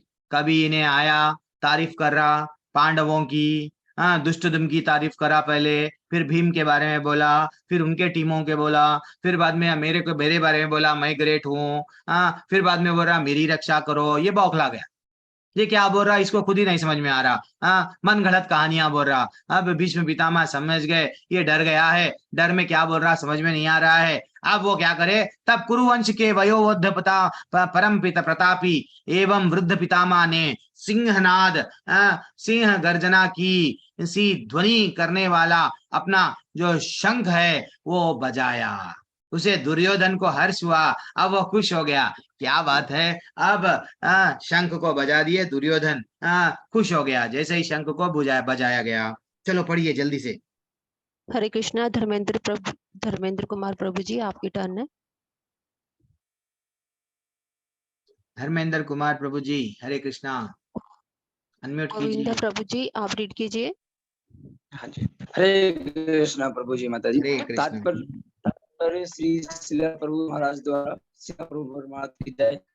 कुरुवंश के योद्धा वयोवृद्ध पितामह अपने पौत्र दुर्योधन का मनोभाव जान गए और उनके प्रति अपनी स्वाभाविक दयावश उन्होंने उसे प्रसन्न करने के लिए अत्यंत उच्च स्वर से अपना शंख बजाया, जो उनकी सिंह के समान स्थिति के अनुसार अप्रत्यक्ष रूप से शंख के बता दिया कि उन्हें युद्ध में विजय की आशा नहीं है, क्योंकि दूसरे पक्ष में साक्षात भगवान श्री कृष्ण है। फिर भी युद्ध का मार्गदर्शन करना उनका कर्तव्य और इस संबंध में प्रभु जी आपकी इंटरनेट प्रॉब्लम है या मेरी इंटरनेट प्रॉब्लम है, मेरे को समझ में नहीं आ रहा। मेरा इंटरनेट इशू है नहीं मेरे। हरे कृष्णा प्रभु। नहीं प्रभु जी, नहीं प्रभु जी आपका ठीक है। हाँ तो प्रभु जी आपकी आवाज हमारी, आपका नेटवर्क इशू आ रहा प्रभु जी, हम कुछ भी नहीं कर सकते हैं, ठीक है ना। तो कोई और पढ़ सकते हैं। हो गया क्या पैराग्राफ? कुशवंत हाँ प्रभु जी उन्होंने तो पढ़ लिया। अच्छा तो चलो ठीक है, मैं थोड़ा सा बाहर। हाँ तो कहाँ पे थे हम लोग, जल्दी से हम लोग। तो हाँ भीष्म पितामह के बारे में बोल रहा था ना। भीष्म पितामह 450 साल के उम्र में थे, और वो लड़ रहे क्यों थे? जब हम लोग भीष्म स्तुति पढ़े, वो क्यों लड़ रहे थे कि उनको मालूम था कृष्ण का प्लानिंग क्या है, मेरे ठाकुर का प्लानिंग क्या है। ये वो क्यों आए यहाँ पे? अधर्मियों को नाश करने, अधर्मियों को दंड देने। ये कौरव लोग है ना, मैं अगर नहीं लड़ूंगा तो ये युद्ध के लिए नहीं आएंगे, मैं मर भी जाऊंगा, लेकिन भगवान का जो प्लानिंग है वो प्लानिंग को पूरा करूंगा। तो वो क्या कर रहे हैं, ये उनको मालूम है अधर्म को साथ दिया हूं, डेफिनेटली मैं मर जाऊंगा, लेकिन मैं लड़ूंगा, मैं पीछे नहीं हटूंगा। तो वो इमीडिएटली क्या करे, ऑपोजिट साइड में जैसे हम लोग भीष्म स्तुति में देखे ना, वो सुंदर सा चेहरा देख रहे थे अपने किसका, ठाकुर का। अर्जुन को तो पीठ दिख रही है, लेकिन भीष्म पितामह को सुंदर सा चेहरा दिख रहा है। वो भीष्म पितामह शंख बजाए, साथ ही साथ अब शंख बज गए। अब इमीडिएटली क्या हुआ देखो, तथा संकेश्च भ्रियश्च पानावाना का गोमुखा। अब क्या हो गया, तत्पश्चात शंख नगाड़े बिगुल तुहरी तथा सिंह सहसा एक साथ बज उठे। सब एक साथ बज उठे, और वह सामवेद स्वर अत्यंत कोलाहलपूर्ण हो गया। जैसे ही ये बज गए, 13वां श्लोका में पढ़ा अभी, 13वां श्लोका माता जी, उसके बाद में और तात्पर्य कुछ भी नहीं है उसमें। चलो अब आगे बढ़ेंगे। 14 श्लोका। अभी तक तो क्या हुआ, जस्ट अपने उनके सेनाओं के बारे में बताया गया, किनकी सेनाओं के बारे में, यहाँ पे क्या हुआ क्या हुआ क्या हुआ। अब पहली बार वो बोल रहे हैं, कौन? संजय बोल रहे हैं। ये श्लोका क्या ब्यूटीफुल श्लोका है देखो।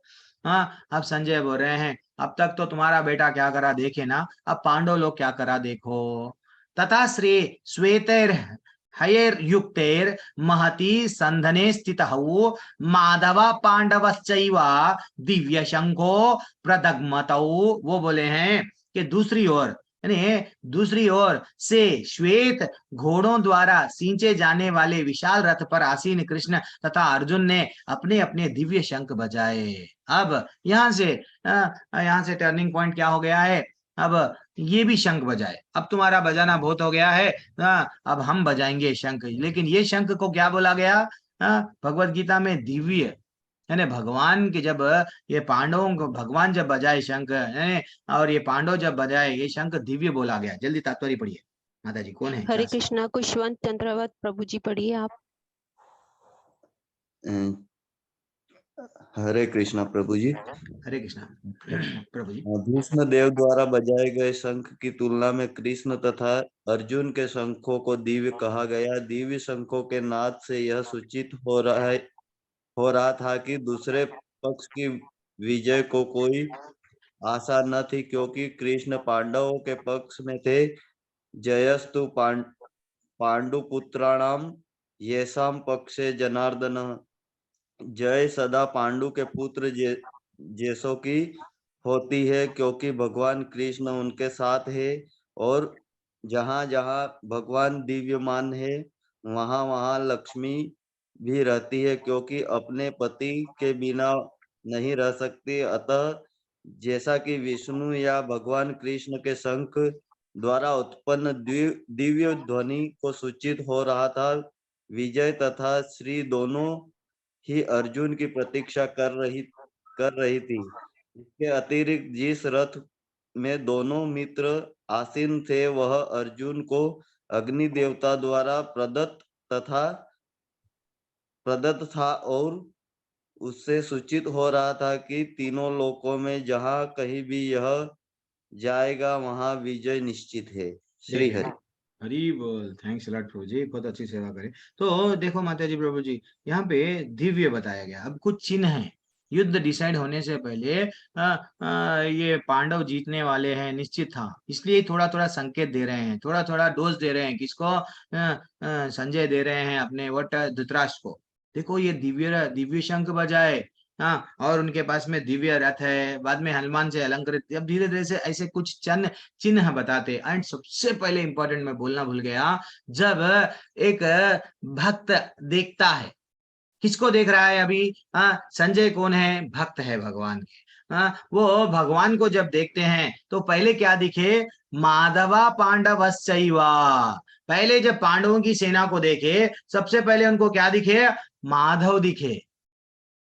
वो ये हमको समझना चाहिए। वो ये दुर्योधन देखा सबसे पहले, तो दुर्योधन देखे तो क्या दिखे उनको? भीम दिखे, अर्जुन दिखे, ये दिखे, वो दिखे, लेकिन कृष्ण नहीं दिखे। तो एक ऐसा रहता है, भगवान का भक्त हमेशा पहले वो देखता है कि भाई भगवान को देखता है। भगवान है तो सब कुछ है, भगवान नहीं है तो सब कुछ रह के भी व्यर्थ है। देखो माता जी प्रभु जी, ये एक सिंपल सा लॉजिक है। रावण भी क्या करा? भगवान की शक्ति से आसक्ति बढ़ा दिया, तो इसलिए ही शक्तिमान के पीछे नहीं गया, शक्ति के पीछे गया और मर गया। कई लोग देख लो, अब राक्षसा पूरे शक्ति के पीछे भागते हैं, लेकिन शक्तिमान के पीछे कोई नहीं भागता है। हम भी क्या करते हैं? लक्ष्मी के पीछे भागते हैं, लक्ष्मीपति के पीछे नहीं भागते हैं। तो इसलिए हमको क्या करना चाहिए? भगवान से एक बार, भगवान को जब भक्त देखता है तो भगवान आनंद आता है, ठीक है ना। हम लोग और क्या बताएं? तात्पर्य में ये बताए कि भाई ये लोगों का वट रथ तक भी किनका दिया हुआ है? अग्निदेव का। वो एक अलग कांडव वन का एक कहानी है। कांडव वन में आज आग लगी थी, बहुत बड़ी कहानी थी। वो कहानी बाद में डिस्कस करेंगे किसी दिन, अभी हमारे पास में समय नहीं है। चलो, और एक मैं रिक्वेस्ट करता हूं, जो लेवल ये जुड़ गए हैं नए लेवल 2 में, तो आप सबको सैटरडे संडे जब भी आप क्लास रहती है, चैताली माता जी एक फॉर्म, गूगल फॉर्म भेजेंगे। अब उसमें आप आपका अटेंडेंस डाल दो, कौन कौन अटेंड हो रहे हैं लेवल 2 के लिए। हमको मालूम होता है कल के दिन सर्टिफिकेट देने में आसानी होती है। अब हमारे सामने क्या श्लोका है? 15वां श्लोका आ रहा है माता जी प्रभु जी।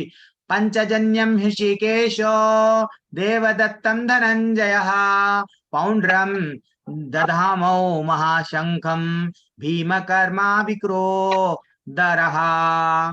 भगवान कृष्ण ने अपने पंचजन्य शंख बजाया, अर्जुन ने देवदत्त शंख तथा अतिभोजी एवं अति मानवीय कार्य करने वाले भीम ने पौंड्र नामक शंख बजाया। अब तात्पर्य कौन है वो अनम्यूट कर लिए हैं, जो अनम्यूट कर लिए हैं पहले उनको अनम्यूट कर दीजिए, या तो हमारे को होस्ट भी बिजी है शायद। हाँ, अनम्यूट कौन करे उनको नहीं मालूम हो रहा है क्या, मैं देख रहा हूँ। थोड़ा अनम्यूट मत कीजिए माता जी प्रभु जी प्लीज, मेरी एक कक्षा में मैं इतना लिबर्टी देता हूँ फिर भी। हाँ चलो पढ़िए, कौन है, पढ़ो माता जी प्रभु जी, कौन है? हरे कृष्णा प्रभु जी। अंजू गुप्ता माता जी पढ़िए। श्रील प्रभुपाद जी की जय। तात्पर्य श्रील प्रभुपाद जी के द्वारा। इस श्लोक में भगवान कृष्ण को ऋषिकेश कहा गया है क्योंकि वे ही समस्त इंद्रियों के स्वामी हैं। सारे जीव उनके भिन्नांश हैं, अतः जीवों की इंद्रियों भी उनकी इंद्रियों के अंश हैं। चूंकि निर्विशेषवादी जीवों की इंद्रियों के कारण बताने में असमर्थ है, इसलिए वे जीवों की इंद्रिय रहित या निर्विशेष कहने के लिए उत्सुक रहते हैं। भगवान समस्त जीवों के हृदय में स्थित होकर उनकी इंद्रियों का निर्देशन करते हैं, किंतु वे इस तरह निर्देशन करते हैं कि जीव उनकी शरण ग्रहण कर ले, और विशुद्ध भक्त की इंद्रियों का तो वे प्रत्यक्ष निर्देशन करते हैं। यहाँ कुरुक्षेत्र की युद्ध भूमि में भगवान कृष्ण अर्जुन की दिव्य इंद्रियों का निर्देशन करते हैं, इसलिए उनको ऋषिकेश कहा गया है। भगवान के विविध कार्यों के अनुसार उनके भिन्न भिन्न नाम हैं। उदाहरणार्थ इनका एक नाम मधुसूदन है क्योंकि उन्होंने मधु नाम के असुर को मारा था। वे गोवों तथा इंद्रियों को आनंद देने के कारण गोविंद कहलाते हैं। वासुदेव के पुत्र होने के कारण इनका नाम वासुदेव है। देवकी को माता रूप में स्वीकार करने के कारण इनका नाम देवकी नंदन है। वृंदावन में यशोदा के साथ बाल लीलाएं करने के कारण ये यशोदा नंदन है। अपने मित्र अर्जुन का सारथी बनने के कारण पार्थ सारथी हैं। इसी प्रकार उनका एक नाम ऋषिकेश है क्योंकि उन्होंने कुरुक्षेत्र के युद्ध स्थल में अर्जुन का निर्देशन किया। इस श्लोक में अर्जुन को धनंजय कहा गया है क्योंकि जब इनके बड़े भाई को विभिन्न यज्ञ संपन्न करने के लिए धन की आवश्यकता हुई थी तो उसे प्राप्त करने में इन्होंने सहायता की थी। इसी प्रकार भीम रिकोदर कहलाते हैं क्योंकि जैसे वे अधिक खाते हैं उसी प्रकार वे अति मानवीय कार्य करने वाले हैं, जैसे हिडिंबासुर का वध। अतः पांडवों के पक्ष में श्री कृष्ण इत्यादि विभिन्न व्यक्तियों द्वारा विशेष प्रकार के शंखों का बजाया जाना युद्ध करने वाले सैनिकों के लिए अत्यंत प्रेरणाप्रद था। विपक्ष में ऐसा कुछ न था, ना तो परम निदेशक भगवान कृष्ण थे, ना ही भाग्य की देवी श्री थी, अतः युद्ध में उनकी पराजय पूर्व निश्चित थी। शंखों की ध्वनि मानो यही संदेश दे रही थी। हरे कृष्णा प्रभु जी। जी बोल, वेरी एक्सलेंट माता जी। ऋषिकेश, ऋषिकेश यानी है क्या है, जो सभी के इंद्रियों के नियंता को ऋषिकेश कहते हैं। तो इसलिए यहाँ पे पहले ही बोल दिए गए। संजय बोल रहे थे देखो पंचजन्यम ऋषिकेशो, यानी जब अर्जुन, अब यहाँ से जो भी अर्जुन करेंगे ना, ये जो भी अर्जुन करेंगे अर्जुन की इच्छा से नहीं करेंगे, वो क्या करेंगे, धीरे धीरे से भगवान के निर्देश अनुसार कार्य करेंगे। हाँ, भगवान ही ये सब अर्जुन को अब धीरे धीरे से भ्रम में डालते, भगवान ही उनसे प्रश्न पूछाते, भगवान ही फिर उसका आंसर भी देते। भगवान एक ऐसी लीला कर रहे हैं माता जी प्रभु जी कि ये लीला इसलिए कर रहे हैं हम जैसे बद्ध जीवों को समझाने कि तुम्हारी इंद्रियां तुम्हारी तुष्टि के लिए नहीं है, तुम्हारे इनको ये जीवन मिला मानव जीवन एंजॉय करने के लिए नहीं है। हाँ, मन की मानेंगे तो मन की बन जाएंगे। इसलिए क्या करो, मेरी इंद्रियों को तुष्ट करो, मैं जो बोल रहा हूं मेरे को, मेरे रास्ते पे चलो, मेरे को खुश करो, देन मैं तुमको भगवत धाम। यस, वो कौन है, उनके अलग अलग नाम है। मधुसूदन है, मधु राक्षस को मारने वाले है, देवकी नंदन है, वसुदेव है, यशोदा नंदन है, कितने कितने नाम से उनको। पार्थ सारथी है। देखो भगवान सब कुछ रह के भी क्या बन गए, सारथी बन गए। वो कभी भी, ये एक कहानी आप लोगों को मैं लेवल 1 में बोला या नहीं बोला याद नहीं है। एक व्यक्ति होता है माता जी, एक बूढ़ा व्यक्ति साउथ में रहता है। चैतन्य महाप्रभु जो स्वयं कृष्ण भगवान है, हाँ, वो जाते हैं सब जगह, प्रचार करना है, सबको बोलते हैं हरि का नाम लो, हरि का नाम लो, भगवत धाम आ जाओ। देन वो बोल रहे हैं, इमीडिएटली एक बूढ़ा ब्राह्मण बैठा हुआ रहता है, वो भगवत गीता को पढ़ते पढ़ते रोता है। वो गलत सलत पढ़ता है, उसको पढ़ना नहीं आता है, लेकिन रोते जाता है। वो रोते क्यों जाता है, पूरी भगवत गीता का सार यही है। ये सामने जो दिख रहा है आपके, ये क्या है, ये जो फोटो दिख रही है, मैं अभी वो देखो फोटो में क्या दिख रहा है, भगवान सारथी बन गए। किसके सारथी बन गए, अर्जुन के, तो वो बोलता है, चैतन्य महाप्रभु पूछे, अरे भैया तू रो रहा क्यों? वो बोलने लगे, देखो कितनी विडंबना है, जो सृष्टि का रचैया है, जो सर्व कारण कारण है ठाकुर, जो स्वयं भगवान है ठाकुर, वो सारथी बन गया है, वो रो रहा है। अब चैतन्य महाप्रभु बोले, तो अच्छा सा जान लिया है, ये परम रहस्य को जान लिया है। तेरे को असल पूरी भगवत गीता मालूम हो गई। दुनिया में सब लोग भगवत गीता पढ़ते हैं, लेकिन किसी को ये नहीं मालूम होता है कि भगवान ही सर्व कारण कारण है। ठीक है ना? तो अब ये सब लोग अपने अपने शंख चलाए, कौन कौन चंद वो सब नाम वो आप देख लो, अर्जुन, देवदत्त, भीम, पाउंड्र, ऐसे कुछ कुछ नाम है, युधिष्ठिर, अनंत विजय, ये सब नामों, हम लोग नॉलेज के पीछे नहीं जाएंगे माता जी प्रभु जी, कितनी कोशिश है उतना मैं लिमिट करूंगा नॉलेज को, ये सब गूगल में मिल जाएगा। गूगल में मारो, हाँ भीष्म पितामह का कौन सा था, गंगा नाम का, अरे ये सब मिल जाएगा, लेकिन हम लोग उस पे नहीं जाएंगे, कौन सा नामों पे नहीं जाएंगे, और रिश्तेदारों पे भी नहीं जाएंगे, ये किसका मामा था, उसका किसको को वो किसका ससुर था, वो कोई भाई था, वो रिश्तों में भी नहीं जाएंगे। हम लोग डायरेक्ट भगवान जो बोलना चाह रहे हैं वो हिट करेंगे। अब 16 से लेके 18वां श्लोका थोड़ा सा बड़ा है। अनंत विजयम राजा कुंती पुत्रो युधिष्ठिरः नकुल सहदेवश्च सुघोषो मणिपुष्पकः कस्याश्च परमेश्वर। जल्दी से हम लोग क्या करेंगे, ये तात्पर्य, सॉरी इसका क्या बोलते हैं, वो पढ़ लेंगे, नहीं तो समय जाते जाएगा।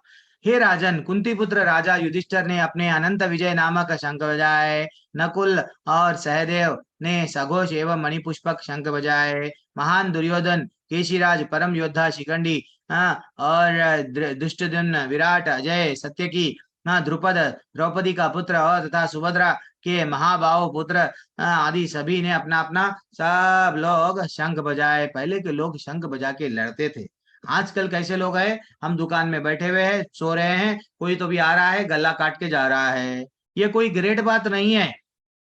ये एक को 4-4 जने मिलके मार रहे हैं, और दूसरे लोग वीडियो निकाल के लोगों में डाल रहे हैं, ये कोई बड़ी बात नहीं है। भाई मारना है, लड़ना है, लड़ने की उतनी खुशी है, आ जाओ बॉर्डर पे, तुम्हारी आर्मी हमारी आर्मी देख लेंगे।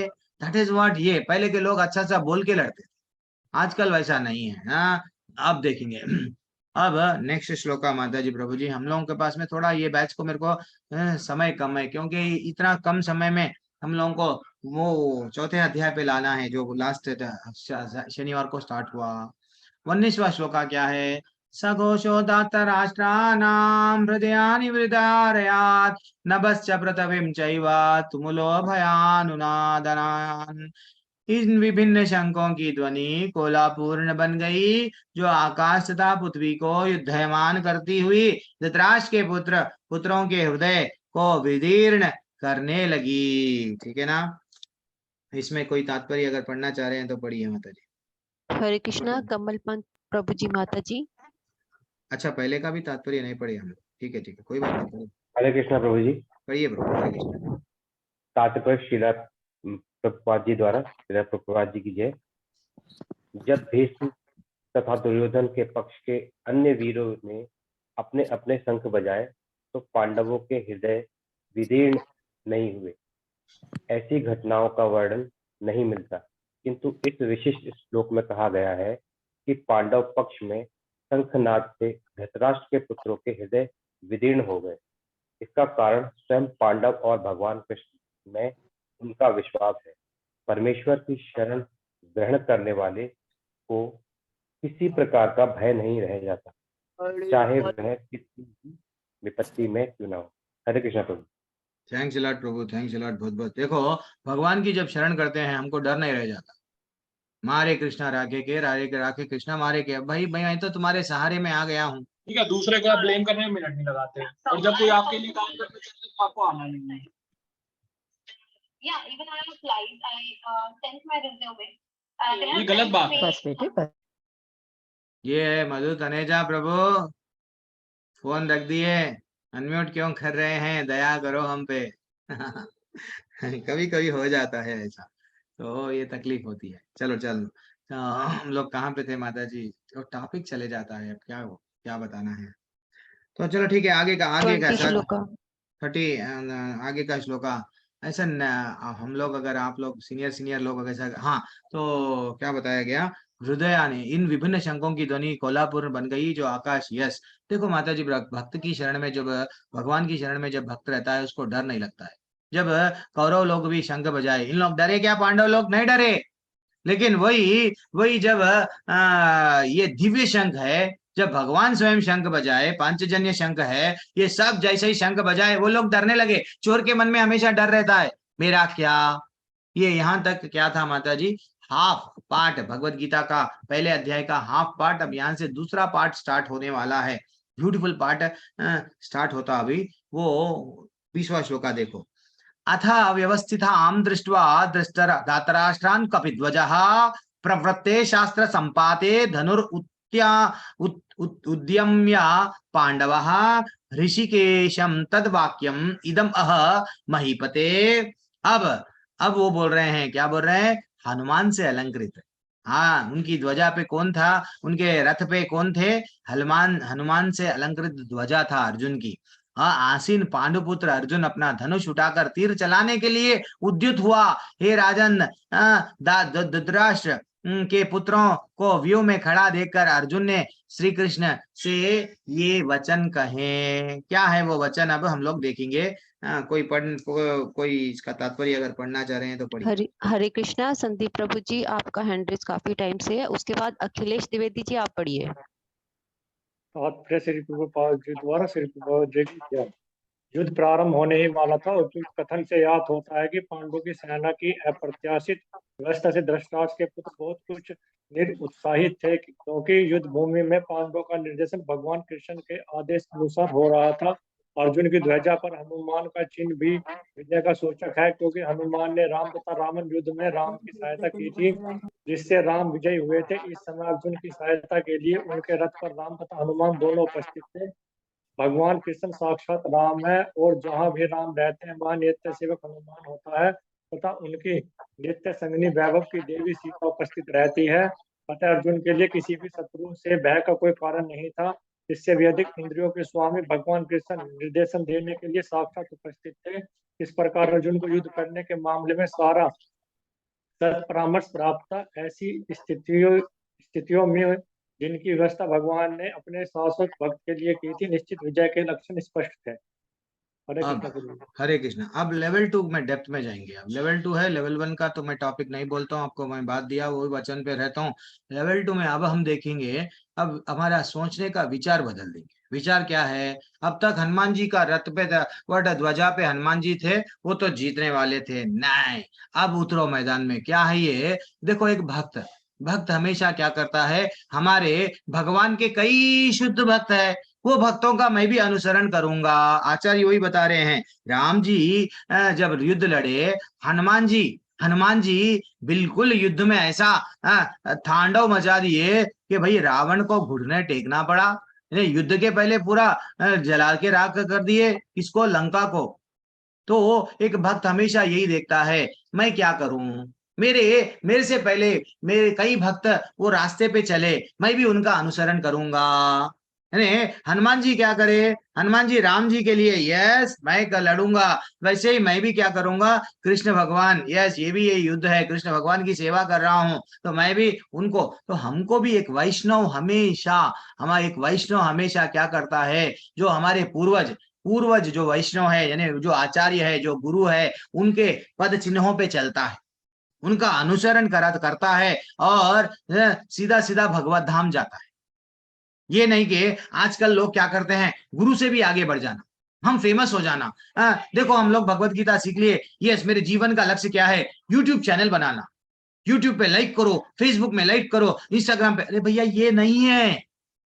हमारा जीवन का लक्ष्य है हमारे शिक्षा गुरु, हमारे दीक्षा गुरु, हमारे आचार्यों को अच्छा सा उनके चेहरे पे स्माइल बना के रखना, उनको खुश करना। उनको जितना हम खुश करेंगे, उनके साथ साथ हमारे ठाकुर खुश होंगे, है कि नहीं? नहीं, ये नहीं। तो इसलिए वैष्णव क्या करता है? वो करता है हमेशा हनुमान जी को पकड़ के रखा। क्यों? हनुमान जी परम भक्त है, मैं भी भक्त हूं, दैट इज व्हाट, मैं भी भगवान का। अब ब्यूटीफुल श्लोका आपके सामने आता है माता जी। अब ये श्लोका टर्निंग पॉइंट है। कैसा बोल रहा हूं कि नहीं ये नहीं, और एक भी है। आदेश दे रहा है अर्जुन, किसको? भगवान को। अर्जुन उवाच सेनयोरुभयोर्मध्ये रथं स्थापयेमेच्युता यावदेतान् निरीक्ष्येऽहं युद्धकामान् अवस्थितान् धैर्मया सह युद्धव्याम अस्मिन् रणसमुद्यमे। क्या बोलता है कि हे अर्जुन ने बोले ना, अर्जुन ने कहा हे अच्युत, हाँ आप तो कभी चूके नहीं, कृपा करके मेरे रथ को दोनों सेनाओं के बीच में लेके चले जाइए।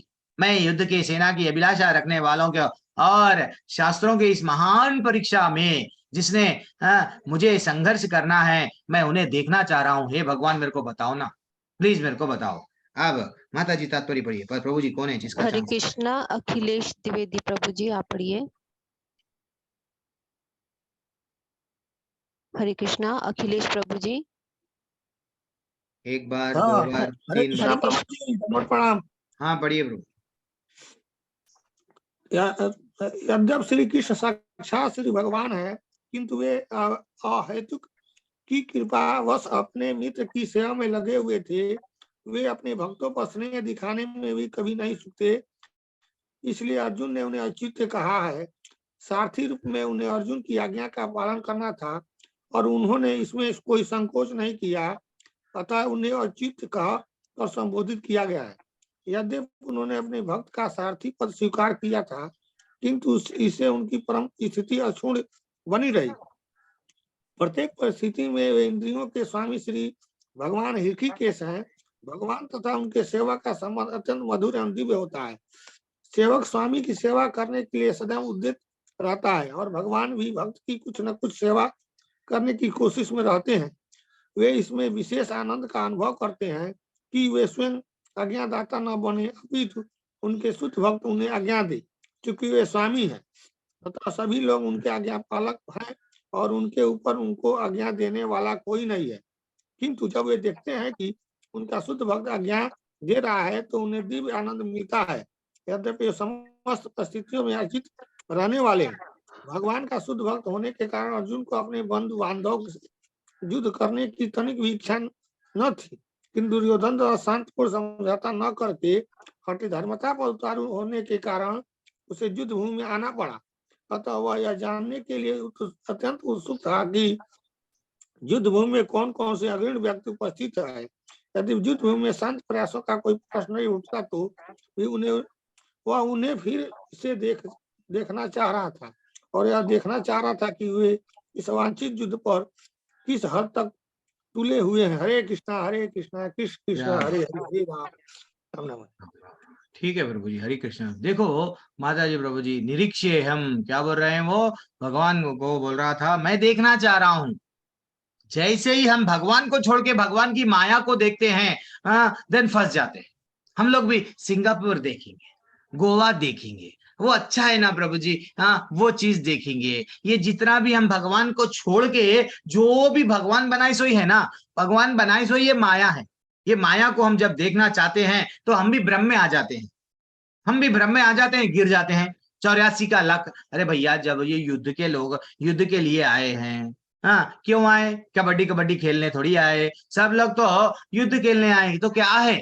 दिस इज व्हाट समझ में आना चाहिए। वो एक्चुअली धीरे धीरे से हम लोग भी ऐसे ही करते हैं, भगवान को नहीं देखते हैं, भगवान की माया को देखते हैं और क्या करते हैं? गिर जाते हैं। तो इसलिए हम लोगों को भी क्या करना है? कोशिश ये करना है कि भगवान की माया में फंसना नहीं है, भगवान में फंसना है, भगवान को पकड़ के रखना है। अब देखो 23वां श्लोका, बस एक 5-4 मिनट में 3 मिनट में क्लास एंड कर दूंगा। 8 बजे मेरी कक्षा इधर भी नहीं एंड कर दूंगा। जनरली मैं 26वां श्लोका तक लेता हूं, लेकिन आज 23वां श्लोका तक रोक दूंगा। युयुत्स्यमानाम् अवेक्षेऽहं य एतत्त्रय समागतः धातराष्ट्रस्य दुर्बुद्धेर युद्ध प्रिय। वो बोल रहे हैं मुझे उन लोगों को देखने दीजिए जो यहाँ पर धृतराष्ट्र की दुर्बुद्धि पुत्र दुर्योधन को प्रसन्न करने की इच्छा के लिए आए हैं। एक्चुअली वो बोलते हैं, तात्पर्य में भी अभी बताया गया, क्या बताया गया? भगवान का शुद्ध भक्त होने के कारण अपने बंधु बांधवों से युद्ध करने की तनिक भी इच्छा नहीं थी, इसको अर्जुन को तो युद्ध की इच्छा करने की नहीं थी, लेकिन किंतु दुर्योधन द्वारा शांतिपूर्ण समझौता ना करके, यस, दुर्योधन को शांतिपूर्ण समझौता भेजा गया, वो नहीं एक्सेप्ट किया। तो इसलिए जो है सो अब ये देखना चाह रहा है ये भाई दुर्योधन को कौन कौन मदद करने आए हैं, ये तो दुर्बुद्धि वाला है, इसको कौन कौन मदद करने वाला है मैं देखना चाह रहा हूँ। पढ़िए, थोड़ा हरे सा कृष्णा, तात्पर्य पढ़ रिमझिम लो, माता जी, लास्ट रिमझिम माता तात्पर्य। जी। हरे कृष्णा, हरे कृष्णा रिमझिम प्रभु माता जी। मैया हरे हाँ कृष्णा, जी, लास्ट तात्पर्य। श्रील प्रभुपाद की जय। तात्पर्य श्रील प्रभुपाद द्वारा यह सर्वविदित था कि दुर्योधन अपने पिता धृतराष्ट्र की सांठगांठ से पापपूर्ण योजनाएं बनाकर पांडवों के राज्य को हड़पना चाहता था।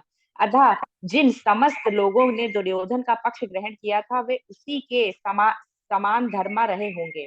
अर्जुन युद्ध प्रारंभ होने से पूर्व यह तो जान ही लेना चाहता था कि कौन कौन से लोग आए हुए हैं, किंतु उसके समक्ष समझौता का प्रस्ताव रखने की उसकी कोई योजना नहीं थी। यह भी तथ्य था कि वे उनकी शक्ति का, जिसका उसे सामना करना था, अनुमान लगाने की दृष्टि से उन्हें देखना चाह रहा था। यद्यपि उसे अपनी विजय का विश्वास था क्योंकि कृष्ण उसकी बगल में विराजमान थे। जय श्री कृष्ण प्रभु। जी बोल, देखो माता जी प्रभु जी, वहां पे क्या है, वेरी एक्सलेंट। तो यहाँ पे क्या बताया गया, ये क्या है, सुबह सुबह, हाँ, दुर्योधन को दुर्बुद्धि कहा गया, क्यों? क्योंकि वो कृष्ण की संपत्ति, जो संपत्ति उसकी नहीं है किसी और की है संपत्ति, उसको हड़पना चाहता था, है कि नहीं, हड़पना चाहता था, इसलिए क्या हुआ, वो दुर्बुद्धि कहा गया। तो इसलिए ही जो कृष्ण भगवान नहीं दिए उसको हम नहीं चाहना चाहिए। जैसे कि एक बच्चे क्या होते हैं हमारे परिवार में, मांगते जाते, लेकिन बच्चों को हम क्या करते हैं, बराबर, नहीं बेटा तुम ये मत लो, ये मत लो, फाइनली तुम लोगों को जितना देना है माँ बाप देते हैं। तो वैसा हमारे ठाकुर को मालूम है भैया किसको कितना देना है, कब देना है। क्यों हम दूसरे से ईर्ष्या, वो बढ़ गया हमको दिल को तकलीफ। तो हम लोग को क्या करना है, जितना हो सके उतना ये दूसरों को देख के मेरे को ये दिल मांगे मोर आहा, इसको बंद करना है। जितना हम आहा आहा बंद कर देंगे, हम सब कौन है, वसुदेव कुटुंबम है, हम सब भगवान बोले ममई वंशो जीवलोके, हम सब भगवान के अंश है। ठीक है, इतने अलग अलग श्लोका, ब्यूटीफुल एक एक श्लोका हम लोग लेंगे माता जी प्रभु जी, कल ये अध्याय को कंप्लीट कर देंगे। तो इसलिए हम लोग करना क्या चाहिए, ये सब ये जो पहला अध्याय जो आपको बताया गया, क्यों बतलाया गया कि हम लोग दूसरे अध्याय के लिए प्रिपेयर होना। जैसा युद्ध को लिए जाने से पहले हम लोगों को आर्मी में क्या बनाया, ट्रेनिंग दिया जाता है, मारा जाता है। तो ये परिस्थिति बता रहे भगवान, क्या परिस्थिति बता रहे, देखो आपके पास में भी ऐसी परिस्थिति आती कि आप भी युद्ध में नहीं लड़ पाएंगे। तो कल ऐसे चिन्ह देखेंगे जो अर्जुन समझ रहा था कि भैया मैं अभी युद्ध नहीं लड़ूंगा, उसके क्या कारण है, अपने आप को अर्जुन क्या बोलता है, मैं बहुत बड़ा धर्म पे हूं। तो कल वो देखेंगे, कल ये अध्याय कंप्लीट हो जाएगा, परसों दूसरा अध्याय आरंभ करेंगे। डेली कुंती महारानी की स्तुति जैसे ही हो जाती है ये क्लास में आरंभ कर दूंगा। जो लोग ओल्ड बैच के हैं आप नहीं ज्वाइन करना है, मत ज्वाइन कीजिए, नो फोर्स। और लेकिन कुंती महारानी की शिक्षाएं अच्छी रहती है, 6 बजे ज्वाइन हो जाओ, ये 6:30 में मैं एक एक श्लोका कंप्लीट कर दूंगा। ठीक है, हरे कृष्णा। किसी का कोई डाउट है आज के जो 23 श्लोकों में से किसी का कोई डाउट है? हरे कृष्णा। कोई जो ये बैच से जुड़े हुए हैं वो लोग अपना हैंड उठा सकते हैं, जो ओल्ड बैच पहले तो वैसे तो चौथा अध्याय वो लोग, जो लोग कोई भी डाउट नहीं है, क्या बात है, हरि बोल। चलो भागवतम अटेंड करेंगे हम सब अब। वांछा कल्पतरुभ्यश्च च कृपा सिंधुभ्य एव च पतितानां पावनेभ्यो वैष्णवेभ्यो नमो नमः। अनंत कोटि वैष्णव वृंद की जय, श्री प्रभुपाद की जय। हरे कृष्णा। सब लोग लेवल 2 के ग्रुप में जुड़ जाइए माता जी प्रभु जी, हरे वरना कृष्णा प्रभु जी। हरे कृष्णा सभी कृष्ण को हरे प्रभु जी, कृष्णा, दंडवत प्रणाम। सभी को दंडवत प्रणाम। हरे कृष्ण प्रभु जी। हरे कृष्ण प्रभु जी, कृष्णा। दंडवत प्रणाम।